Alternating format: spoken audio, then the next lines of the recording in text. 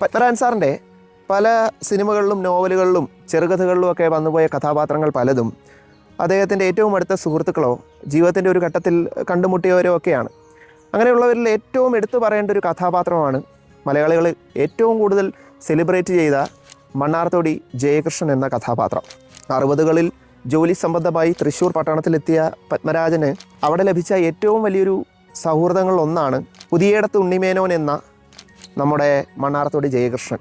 മണ്ണാർത്തോടി ജയകൃഷ്ണനെ പറ്റി അല്ലെങ്കിൽ ഉണ്ണിമേനോനെ പറ്റി 1960കളിൽ ചെന്ന് തൃശ്ശൂർ പട്ടണത്തിൽ അന്വേഷിച്ചാൽ ലഭിക്കുന്ന മറുപടി ഏതാണ്ട് ഇങ്ങനെ ആയിരിക്കും.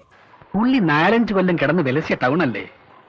കോളേജിൽ പഠിക്കുന്ന കാലത്ത് എന്തായിരുന്നു വിലസലെന്ന? ഇപ്പോഴും മൂപ്പർക്ക് കയ്യിൽ ഒറ്റ ചില്ലി വേണ്ടല്ലോ ഈ ടൗണിൽ എന്ത് കളി കളിക്കാനും.